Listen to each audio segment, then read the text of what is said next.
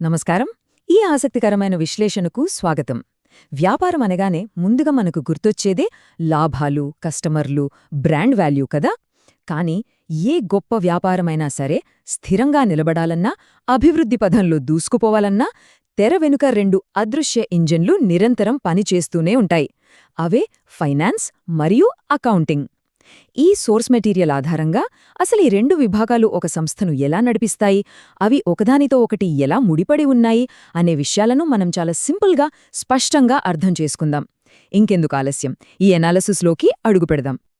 సరే, ముందుగా ఈరోజు మనం ఏమేం చర్చించబోతున్నామంటే వ్యాపారానికి ఉండే ఆ రెండు మూల స్తంభాల గురించి, వాటి లక్ష్యాల మధ్య ఉన్న పోలికల గురించి తెలుసుకుందాం. ఆ తర్వాత అకౌంటింగ్ సిస్టమ్, ఆర్థిక నివేదికలు ఎలా పనిచేస్తాయో చూద్దాం. చివరగా ఇవన్నీ వ్యాపార పనితీరును ఎలా పెంచుతాయి, ఇందులో ఎలాంటి కెరీర్ అవకాశాలున్నాయో కూడా ఫాస్ట్గా కవర్ చేసేద్దాం. రైట్, మొదటి విభాగానికి వద్దాం. వ్యాపారానికి పునాదుల్లాంటి ఆ రెండు మూల స్తంభాలేమిటో ఇప్పుడు చూద్దాం. సమాధానం తెలుసుకునే ముందు ఒకసారి ఆలోచించండి. ఒక వ్యాపారాన్ని నిజంగా ముందుకు నడిపించేది ఏంటి? అద్భుతమైన ప్రొడక్ట్సా, లేక అదిరిపోయే మార్కెటింగా? అవన్నీ ముఖ్యమే అనడంలో ఎలాంటి సందేహం లేదు. కానీ లోపల ఆ మెకానిజం సరిగ్గా లేకపోతే ఎంత గొప్ప వ్యాపారమైనా పేకమేడలా కూలిపోవాల్సిందే. ఆ మెకానిజం ఏంటో ఇప్పుడు తెలుసుకుందాం. ఆ యంత్రాంగంలో మొదటిది ఫైనాన్స్. సింపుల్గా చెప్పాలంటే ఫైనాన్స్ అంటే మన దగ్గరున్న డబ్బును, పట్టుబడులను, బడ్జెట్ను ఎలా మేనేజ్ చేస్తున్నామనేది. దీన్ని మనం వ్యాపారానికి ఒక దూరదృష్టిగల వ్యూహకర్త అని పిలవచ్చు. అంటే ఇది కేవలం ఈరోజు జేబులో ఎంత డబ్బుందనేది మాత్రమే కాదు, రేపు ఎక్కడ పెట్టుబడి పెట్టాలి, భవిష్యత్తు కోసం బడ్జెట్ ఎలా ప్లాన్ చేయాలి అని ఆలోచిస్తుంది. మొత్తం మీద ఫైనాన్స్ అనేది భవిష్యత్తు వైపు చూసే ఒక విజనరీ లాంటిదన్నమాట. ఇక రెండో మూల స్తంభం అకౌంటింగ్. ఫైనాన్స్ భవిష్యత్తు గురించి ఆలోచిస్తే, అకౌంటింగ్ అనేది జరిగిన ప్రతి లావాదేవీని పక్కాగా రికార్డ్ చేసి రిపోర్ట్ చేస్తుంది. ఇది ఒక రకంగా వ్యాపారానికి చరిత్రకారుడు లాంటిది. అంటే ఏ రూపాయి ఎక్కడ్నుంచి వచ్చింది, ఎక్కడికి వెళ్ళింది అనే ప్రతి చిన్న డీటెయిల్ను ఇది అత్యంత ఖచ్చితత్వంతో నమోదు చేస్తుంది. మరి ఈ వ్యూహకర్తకి, చరిత్రకారుడికి మధ్య అసలు తేడా ఏంటి? వాటి లక్ష్యాలను పోల్చి చూస్తే ఆ విషయం మనకు క్లియర్గా అర్థమవుతుంది. ఒకవైపు ఫైనాన్స్ లక్ష్యాలు గమనిస్తే సంపదను గరిష్ఠీకరించడం, బడ్జెట్ను నిర్వహించడం, సరైన పెట్టుబడులు ప్లాన్ చేయడం, అలాగే ఏవైనా ఆర్థిక సమస్యలు రాకుండా రిస్క్ మేనేజ్ చేయడం, ఇవన్నీ రేపటి గురించి చేసే ప్లానింగ్ కదా. అదే అకౌంటింగ్ వైపు చూస్తే రికార్డులను పర్ఫెక్ట్గా మెయింటైన్ చేయడం, ఫైనాన్షియల్ స్టేట్మెంట్స్ తయారు చేయడం, ప్రభుత్వ నిబంధనలకు లోబడి ఉండేలా చూడటం. చూసారా, ఫైనాన్స్ సంస్థను ముందుకు తీసుకెళ్లే ప్రయత్నం చేస్తే అకౌంటింగ్ దానికి కావలసిన గట్టి పునాదినిస్తుంది. అయితే అకౌంటింగ్ అనేది ఒకే ఒక పని కాదు, అందులో కూడా రకరకాల విభాగాలుంటాయి. అదేంటో ఇప్పుడు చూద్దాం. సోర్స్ మెటీరియల్ ప్రకారం ఇందులో ప్రధానంగా 4 రకాలు ఉన్నాయి. ఫైనాన్షియల్ అకౌంటింగ్, ఇది పెట్టుబడిదారులు, బ్యాంకుల లాంటి బయటి వ్యక్తుల కోసం సమాచారాన్ని ఇస్తుంది. రెండోది మేనేజ్మెంట్ అకౌంటింగ్, సంస్థ లోపల ఉండే మేనేజర్లు రోజువారీ డెసిషన్స్ తీసుకోవడానికి ఇది వాడతారు.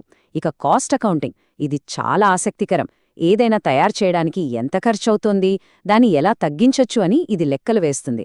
నాలుగోది ట్యాక్స్ అకౌంటింగ్, చట్టప్రకారం మనం కట్టాల్సిన పన్నుల వ్యవహారాలను ఇది చూసుకుంటుంది. ఈ 4 కలిసి సంస్థను లాభాల్లో ఉండేలా చేస్తాయి. ఈ అకౌంటింగ్ వ్యవహారాలన్నీ పూర్తయ్యాక సంస్థ ఎలా ఉందో తెలుసుకోవడానికి మనకు కొన్ని అద్దాలు కావాలి.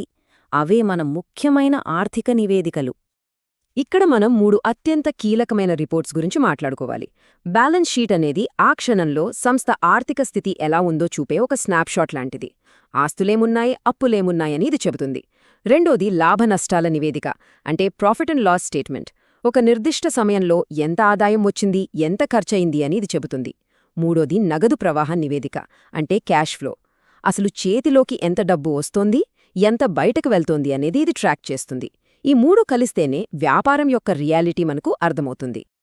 సరే, ఇదంతా బానే ఉంది. మరి ప్రాక్టికల్గా వ్యాపార పనితీరును పెంచడానికి ఇవి ఎలా ఉపయోగపడతాయో చూద్దాం. ఇది చాలా సింపుల్, లాజికల్ ప్రాసెస్. ముందుగా అకౌంటింగ్ ఇచ్చిన డేటాతో పనితీరును ట్రాక్ చేస్తారు. తర్వాత ఆ డేటా ద్వారా ఎక్కడెక్కడ అనవసరమైన ఖర్చులు అవుతున్నాయో చూసి వాటిని కంట్రోల్ చేస్తారు. ఈ 2 స్టెప్స్ పూర్తయ్యాక ఫైనాన్స్ రంగంలోకి దిగుతుంది. ఉన్న డేటా ఆధారంగా భవిష్యత్తులో లాభాలు తెచ్చే సరైన పెట్టుబడులు, వ్యూహాలపై ఖచ్చితమైన నిర్ణయాలు తీసుకుంటారు. అసలైన సక్సెస్ ఫార్ములా అంటే ఇదే కదా.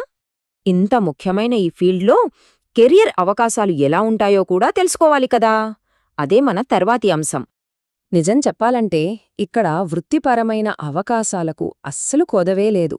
ఒకరు రోజువారీ లెక్కలు చూసుకునే అకౌంటెంట్ అవ్వొచ్చు, లేదా డేటాను విశ్లేషించి భవిష్యత్తును అంచనా వేసే ఫినాన్షియల్ ఎనలిస్ట్ కావొచ్చు, అంతా సక్రమంగా ఉందో లేదో తనిఖీ చేసే ఆడిటర్గా రాణించవచ్చు.